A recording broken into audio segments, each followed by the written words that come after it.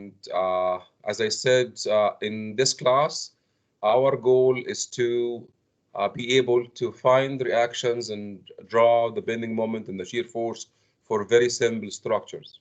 So here we go. Here is our first example.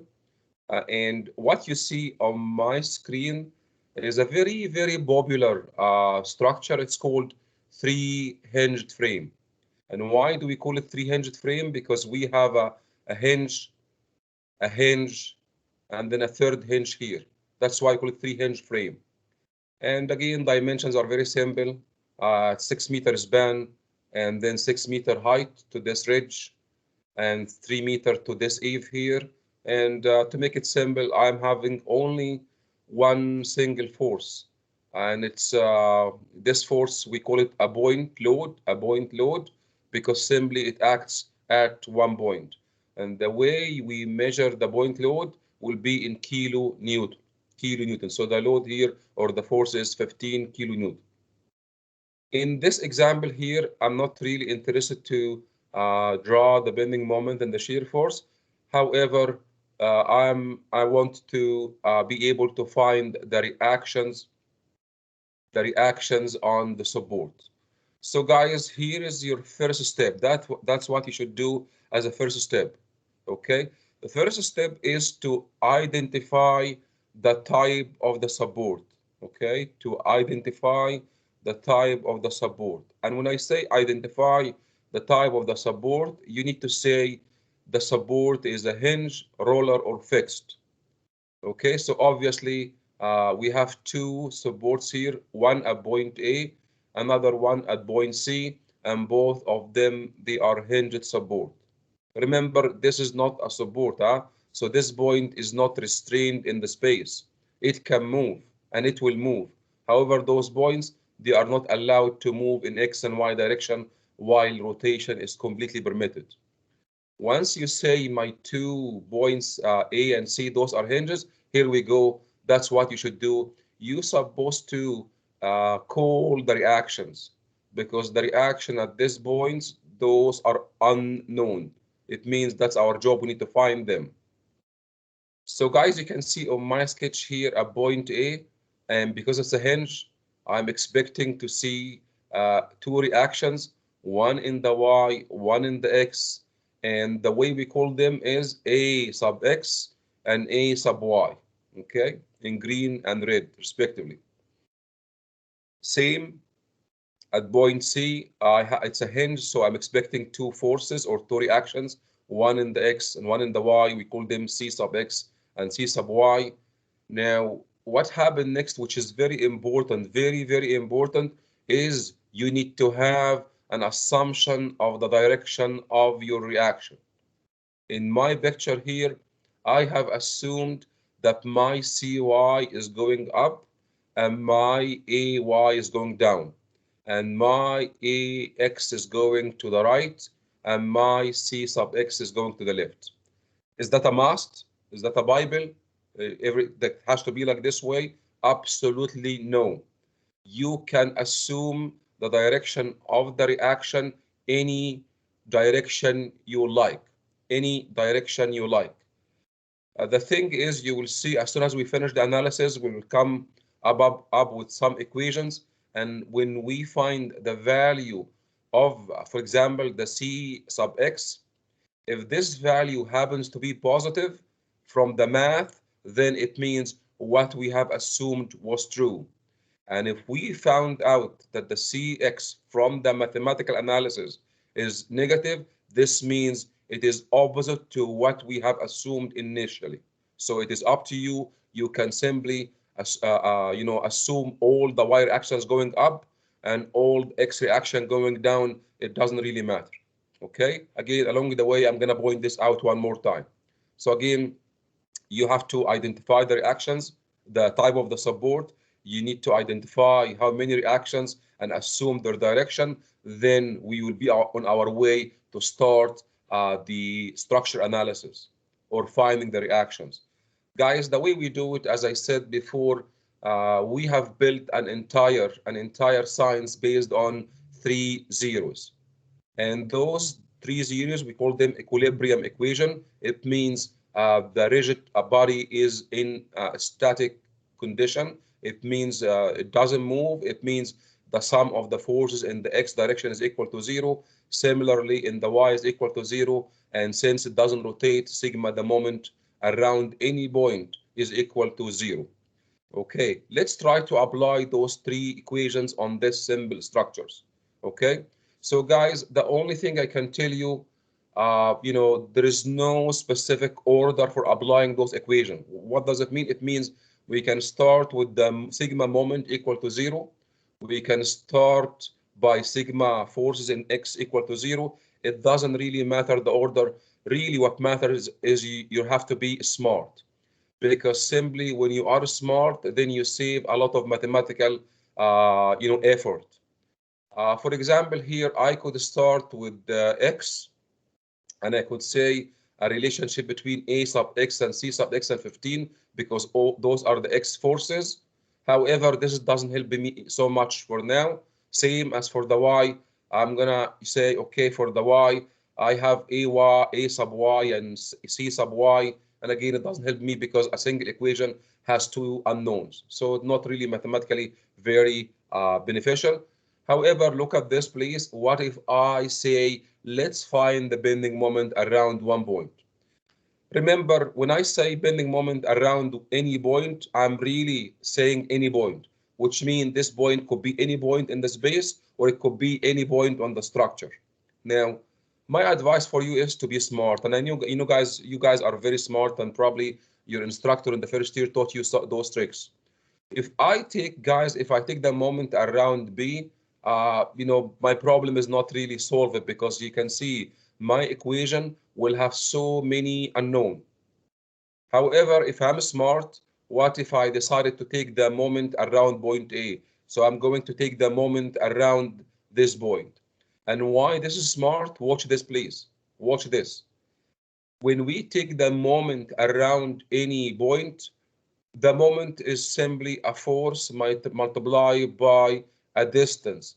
And this distance is simply called lever arm. And this distance is not really any distance, because look at this, please. If I have here a line, and if I have here, let's say, a point, okay? Now, between the point and the line, there are so many distances. Watch this, please, okay? So this is a distance, and this another distance, and this is a third distance. Which one do we care? We care about the minimum distance, which is perpendicular from the point to the line. Okay? Now, so this was just a quick reminder. Anyway, when we find the moment around point A, looks like our life is saved, because simply both A sub x and A sub y, both of them, they pass through point A, which means the lever arm is equal to 0. It means this product vanishes. Similarly, for C sub x, when you extend C sub x, because A and C, they are on the same level, so what happens is your Cx will go through point A. What this means? This means the moment that Cx causes around point A is simply nothing. It's 0, because the lever arm is equal to 0. And congratulations, you have only, in this equation, you will see only C sub y. Now, another note for you is, when we take the moment and we say sigma moment equal to 0, there must be a sign convention. Not all the moments are positive. Not all the moments are negative. So what happens is, we need to respect a sign convention. When we take the moment around one point, one is going to be positive and some others will be negative, so they can balance each other. Now, which one is positive, which one is negative? Here we go. There is no specific rule. It is completely up to you. You can assume the moment going clockwise is positive, and if you assume the clockwise is positive, then the counterclockwise, it will be negative. So that's great. You will get the same answer if you assume the opposite. If you assume the counterclockwise is positive, so the clockwise will be counter will be negative. In this solution here, you can see my assumption is very clear. Please watch this. I'm going to make a rectangle. So my assumption is very clear. I have assumed that any force that causes moment, which is counterclockwise, will be positive. And any force that will cause a moment around the same point that goes with the clockwise, then this will be negative. Okay? Again, if you have done, if you assume the opposite, trust me, you will get exactly the same results, because you guys know from math, we're able to multiply the same equation by a number, and this number doesn't change the equation. So if, for example, if I have this equation here, 5x plus 3y equals to 3 or 4, guess what? I think I have my number. So let's say 5x plus 3y is equal to 4. I'm asking you, if we go ahead and multiply the whole equation by -1, so what you get? You get minus 5x plus, or sorry, minus 3y, and then equal to -4. And guess what? Those are exactly the same, no change. And that's why it doesn't really matter what is the assumption for the moment. However, really the concerning part is be consistent. If you assume that the moment counterclockwise is going to be positive, you have to be consistent throughout the whole equation. Let's put this in action. Now, when you think about the CY, when it causes moment around point A, number one, we have a lever arm of 6 meters. And remember, so my moment will be 6 multiplied by C sub Y. And you can see this moment is going counterclockwise, which means it's positive. Watch here, please. Watch this term. So it is positive, and I will write it here explicitly. You guys, this is here. It's positive. And so you can see it is positive C sub Y times 6. Okay. How about this 15? So the 15 is the force. The lever arm is equal to 3 meters. So we have moment of 45. However, this 45 is negative. Why is that? Because simply you can see, watch my cursor, it causes a clockwise moment, which means negative. And look at how smart. So once we have one equation, we have one unknown, then it means we can completely find the C sub Y and the number. It's not very difficult math. So it's simply 45 divided by 6, which is 7.5 kilonewton. Okay, so the C sub Y is equal to 7.5. Now, again, I'm not finished yet. We still have to go for 3 other forces, which is C sub X and A sub X and A sub Y. Now, again, when you think smart, since we have already figured out the C sub Y, I guess we have to agree that the next one is your A sub Y. Your A sub Y, because simply when you look at this picture, I'm going to zoom out, there is no other Y forces. And if you take the balance of the forces in the Y direction, you will successfully find the A sub Y. Again, probably we don't have to do any math. You can say, because you can see there is no external forces, so the C sub Y must be equal to A sub Y, but it's opposite direction to balance the forces. This means my A sub Y is going to be minus 7.5 or 7.5 pointing downward. Okay, we're halfway, huh? We have found A sub Y and C sub Y. The next part you will see the way the structure it is right now, you are not able to simply find the AX or the A or the CX. It's not possible the way it is right now. Okay, so I'm going to ask you probably for a mark. I'll ask you for a mark to wake you up and say, good morning for everyone. Now, how can we do that? Any guess in this class, how can we find the CX and CY? I said the structure the way it is right now, we cannot find either the CX or the AX. So how can we do that? I need some help. Show your hands, please, if you know the answer. So Henry, please go ahead. You can try breaking it up into 2 parts in A, B, and B, C. Thank you so much. I'll award you a couple of marks, Henry. Thank you. Thank you. So first 2 marks for you in this class. Okay, that's great. The answer is correct, guys. Since we cannot find the forces this way, because mathematically, we're kind of helpless. So what we have to do is we have to split our structure here. Please mute your mic, please. So we have to split our structure here. and that's what we get. So simply, this is what you get when you split your structure this way. Guys, remember, after you split your structure, remember, there are some internal forces in the hinge that we've never seen before. Once you split your structure at the point B, what you will see is you will get two internal forces in the hinge. We call them B sub X and B sub Y. And remember, this hinge is in static condition, which means you can see on the right element, I have B sub X going this way. And then on the left element, my B sub X is going the opposite way. So the same value, opposite in direction. And that's why when we put them together, this point simply disappear, this force disappear. Now, please, for now, I know this is what you see on is the answer. So please think about this number for now. Those number, okay, I'm gonna maybe cross them for now because now we don't know them. Those three numbers, we don't know them. I'm sorry, this 7.5, we knew it from the previous analysis. So it will still be 7.5, okay? So, but remember, the internal forces in the hinge, which is not really my scope, is those are unknown for now. So let's review the part. I'm gonna box it out.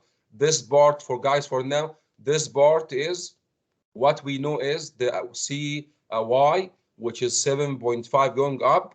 We don't know the CX, and also we don't know the B sub X and B sub Y.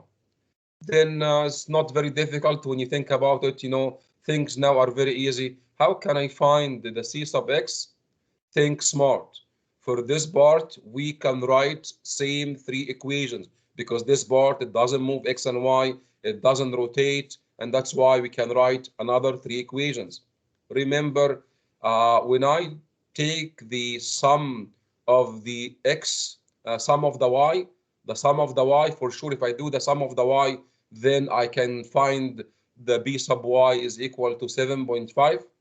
And so probably if you do the sum in the X is not very handy because both those are unknown at the moment, which means not very handy.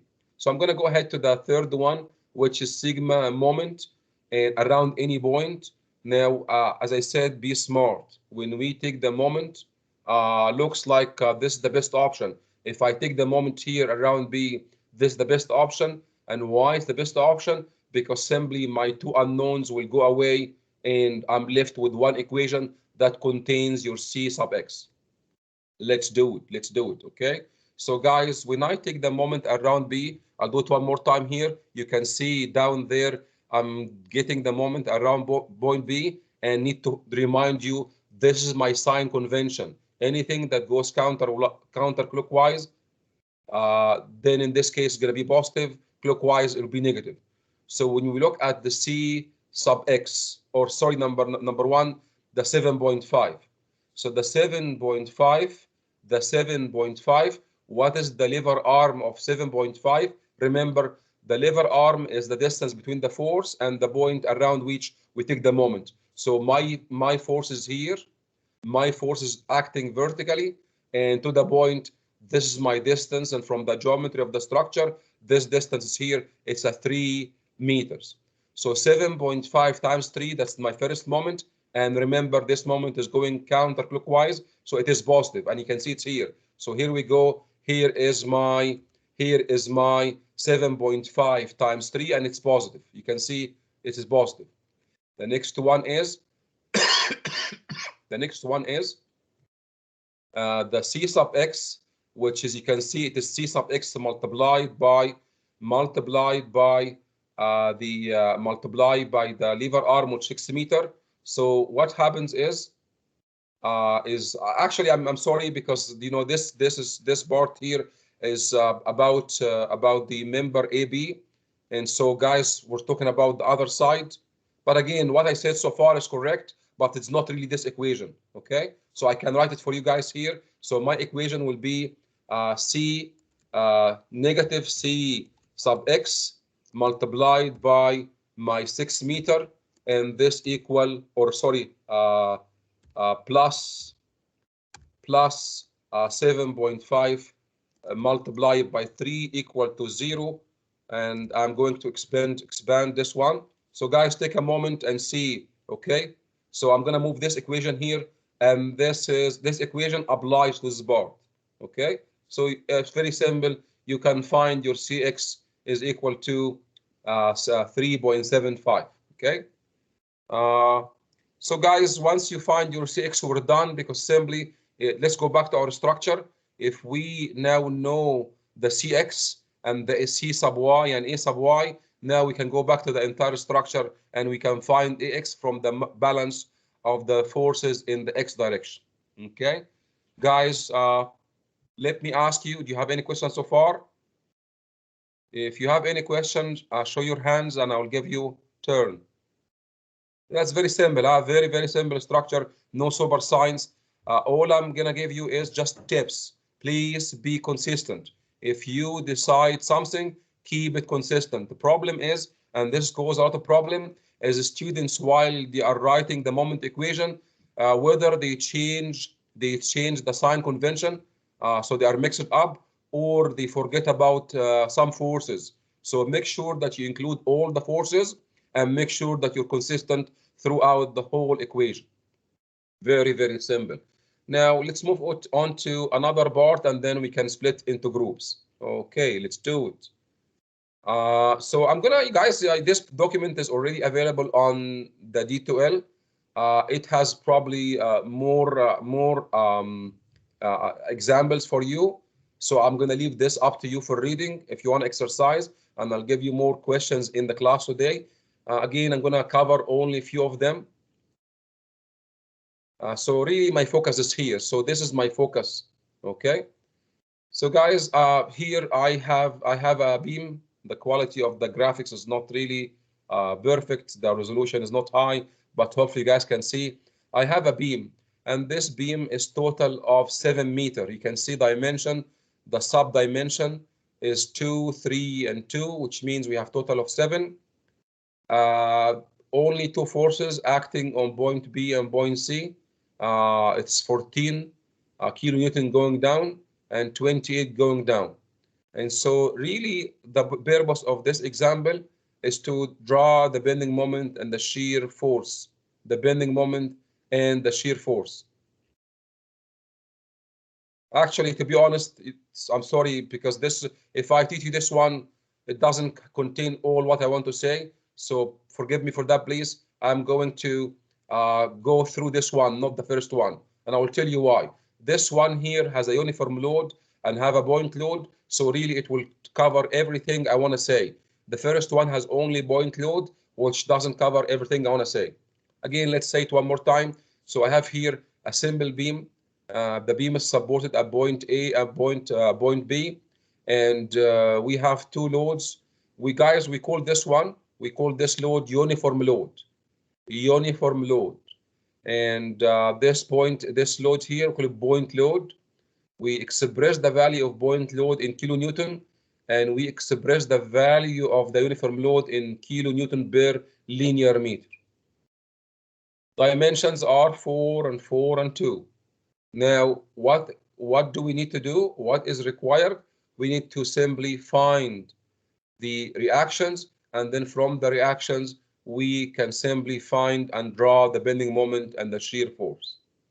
Now, for the reactions, guys, if you want to do it on a very quick basis, I'm going to remind you also very quickly. So all you have to do if you want to find reactions, number 1, if you're able to take the moment here around point A, guess what? If you take the moment around point A, you can see AY has 0 lever arm, so it vanishes from your math, from your equation, and then you're able to find your B sub Y. And if you balance the forces in the Y direction, because you know this number, then you're able to find how much this number is, okay? Again, let's do it very quickly. So when we take the moment around point A, it is going to be, this is very simple, it's going to be 10 multiplied by 8, because the lever arm of this point load is 8 meters. So 10 multiplied by 8, and remember that 10 multiplied by 8, it causes clockwise moment. And I could say, for example, clockwise is negative, it means negative 80. Then B sub Y, which we don't know so far, so that's B sub Y multiplied by 10, which is the lever arm. And remember, it goes counterclockwise, so it's plus B sub y multiplied by 10. And remember, don't forget this one, because as I said, don't forget any load, whether reaction or applied load. So the last one is 20. How do we deal with the uniform load? We simply replace the uniform load by a point load. Okay, watch this, please. So my point load will be this, okay? And the value of the point load will be 80. Why 80? Because what you have to do is you take your 20, you multiply it by the length of the uniform load. So this will give you an 80 kilonewton. And remember, since it's a uniform load, it acts in the center of the uniform load, which means 2 meters away from point A. So guys, the last part of the equation will be 80 multiplied by 2, and you can see it's going clockwise, which means negative 160. Now, when you do this math and this is equal to 0, you will find out that B sub y is equal to 24. And if you balance the forces in the y direction, which means 80 plus 10, that's 90. And then minus 24, you will get here 66. Okay? And remember, whatever we get the reaction, it means those are the shear value at the support. Okay, so the reaction here at point B is equal to 24, at a point A is equal to 66. So I'm sorry if I'm going very quickly again, because I said this in the first example, and my focus right now is not reaction. My focus is to come up with this diagram, which we call it SFD. Guys, look at this name. I'm gonna box it out. So this name here is called SFD, and SFD is short for shear force diagram. Shear force diagram. And what is shear force diagram? It gives you the shear value at every given section along the axis of your beam. Okay? Now, I know the diagram is already drawn, but I'm gonna give you some hint on how to do that.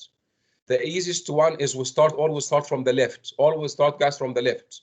And you can see this section here is hit by the reaction. So the shear at the support is equal to 66. Okay. Now what happened is, you guys know from the first year that the shear is the integration. The shear is the integration of the load. The shear is the integration of the load. Okay. So guys, I'm gonna go a little bit in math. I'll switch back to structure again. So guys, when you think about this load, which is 20 kilonewton, what do you think? This is a constant uniform load. So what does it mean? It means as if you say Y, as if you say this, as if you say Y or load equal 20 kilo Newton per meter. Do you guys agree? The load is equal to 20 kilo Newton per meter. So that's the load. I want you guys to think about it is this way, okay? So forget about the load right now. If I give you one equation, which is Y, if I say Y is equal to 5, okay? So when we integrate Y equal to 5, what do we get? I guess from your math class, when we integrate, we get simply 5x, okay? And remember, the 5 is a constant function, and the 5x is a linear function. It's a line equation. Look at this, please. When my load is constant, then my shear is a first degree. When my load is constant, my shear is a first degree, and the slope of this line is the same as the value of the load. You can see, look up back to this equation here. The slope of this 5x is the 5. The slope of the 5x line is the 5, which means the slope of this line is your 20. Okay, so which means every time I go 1 meter, I drop by 20. This is the meaning of the slope. When I go 1 meter, I drop 20, which means after 4 meters, how much do we drop? Any help? If I drop after 1 meter, I drop 20. So after 4 meters, which 80. is the length. Say again, sorry? 80. Thank you, sir. So yes, you're right. So we drop 80. Guys, if we start from 66 and along the way we drop 80, so how much is that? You can see we will be 14, but on the negative side. Guys, look at this. Once we pass this point, there is no transverse slope between C and D. And guess what? Because we have no transverse load, it means my shear will keep constant. Then at point D, I have a point load, and my point load will drop my shear force by amount of the point load, which is 10. So we go from 14, we drop by 10, we go 24, and between D and B, there is no transverse load, so my shear will keep constant. And the check here is your shear value at the right side must equal your support reaction. Otherwise, you have made any mistake in the middle. Okay. So guys, again, if you learn this a different way, that's Tahir's way. That's my way, the way I learned in school 25 years ago, or maybe more than 25 years ago. But if you learn how to do the shear diagram differently, congratulations, good for you. Do it the way you like. I'm not insisting on one specific way. Now let's go back to the moment. So I'm going to clean this a little bit. And let's go to the moment. So the moment diagram is also, I'm going to show you some kind of rule of thumb that how I do the bending moment diagram. I know last year you learned the moment is by integrating the area under the shear, because as I said, you go from the load, you do one integration, you come up with the shear, you do another integration, it gives you the bending moment. To be honest, I simply don't do this way. I never do this way. Okay, I'll show you where to or how to find the bending moment. Again, Tahir's way. If you don't like it, I don't mind, and I don't care, but I don't mind do it, because all of them, they are correct. Okay, so watch me please. So guys, I'm gonna show you how to find the bending moment. I do it using something called method of sections. Method of sections, which means I'm going to find the bending moment at a very specific sections, not the entire beam, very important sections. Then I'm going to connect these points with a line or parabola, depending on some criteria. Number one, let me show you where or what are the important sections. I'm going to draw a box around every important section. Number one, above the support. So here is one point, here is another point, okay, above the support. Number two, under point loads. Number two, under point loads. Number three, at the end of uniform load. Number four, where we have maximum, which is here. Okay, and you guys know that the bending moment and the shear, they are connected, and simply we find the maximum bending moment where we have zero shear. So that you can see there is a line here, and this line, it shows you where is the zero shear happening, and this corresponds to the maximum bending moment. So one more time, we find, or we should find, the bending moment at the support, if there is any, under the point load, under the end of the uniform load, and then finally under the maximum shear. And by doing so, you will not get a continuous bending moment. You will only get few points on the curve. Now, the next step is to connect the bending moment using rule of thumb. Let's start. So guys, I have here very simple, since my beam ends here at point B and point A, it means here we go. Congratulations, we have the bending moment here is equal to 0, and here is equal to 0. Okay, so those are two bending moments. Sometimes if you have a cantilever, then in this case, your moment at the support will not be equal to 0, but 0 and 0 for this example. Next is, I want to find the bending moment at point D, not super science. So what happens is you're allowed to find the bending moment either from the left or from the right. At point D, at section D, under the point load, you can find it from the left or the right. I guess you guys are smart. If you try to find it from the left, then you run into more math, because simply you will have to involve A sub y, the 20, and so it's kind of more mathematically involved. I would say doing it from the right side, it's much easier. So guys, from the right side, it's very simple. It is your reaction 24 multiplied by 2, and what you get is you get this, guys, you get this number here is your 48. Okay, guys. Next is let's find the bending moment at point C. Very simple. Look at this, please. It is 24, the reaction at point B, multiplied by 6 meter. By 6 meter, that's the lever arm, and then minus 10 multiplied by 4 meters. So you will get here, I guess, I don't know if my diagram has it, but you will get here another bending moment here. Okay, another bending moment here. Okay. Now the next one is to simply say, okay, I am missing only one point. Look at this, please. So this is my last bending moment, okay, which is the maximum bending moment. And guys, it looks like I don't know now. I don't know where I have zero shear. Where I have zero shear, because when I know where I have zero shear, then I can find this section and I can find the moment over there. Now, it looks like very simple math. So simply we assume that the zero shear is happening at distance x from point A. And to find this x, it's a piece of cake. We already, guys, said that the slope of this line is 20, which means all you have to find the x is divide 66 meter by 20. And if you divide 66 by 20, you will get the value of x. So the x will equal, I'm going to write it down for you guys here. So your x is equal to your 66 divided by 20, and you get 3 point something meter, okay? And all we have to do is just find the bending moment at this section, which is not very difficult. Remember, as I said, for this section here, so I have here a section here which has the maximum bending moment. I'm going to move it here.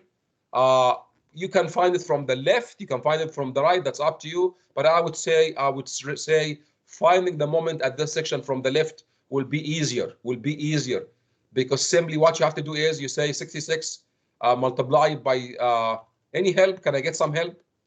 66 times divided by 20. Any help? 3.3. 3.3 meter. Thank you. So we know that x 3.3. Guess what? Here is how we find the moment. So it's 66 multiplied by 3.3, which is the lever arm, and then negative 20, which is your uniform load, multiplied by 3.3, multiplied by 3.3 divided by 2, which is the lever arm of this portion of your uniform load. Okay? And I guess what you will get is you'll get 104. Now, guys, I want you to imagine for now, imagine this curve is not there yet. This curve is not there yet. We only have so far 5 points. We have 0 at point B, and we have 0 at point A. We have a point of 48, I guess, on this point here. I have a third number here, and I think I have 104 on this point here. Now, how can we solve this puzzle? How can we completely draw the bending moment diagram? Here is the answer. I'm going to show you. It's a rule of thumb. And what does it mean? It means you have to think about the whole entire beam. Now, guys, I said the load and the shear, they are related. And the shear and the bending moment are related. And the relation is integration. Let me ask you, if you integrate a constant, what do you get? Somebody in this class good at math? If I have equation y is equal to 5, what is the integration of y equal to 5? 5x. 5x. What is 5x? Is a line. And that's why it's a line. Look at this. So my shear is constant and my bending moment is line. Is a line equation. Guys, same as here. Look at this. My shear is constant, which means the bending moment will be a line. Look at this. This is new. This is new. If my shear is a line, when we integrate line, I'm going to give you in math. If I say my y, text, my y is equal to 5x. 5x. If we do the integration of 5x, what do we get?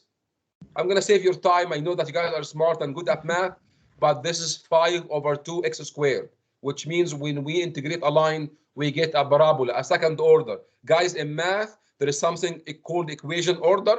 So constant is 0.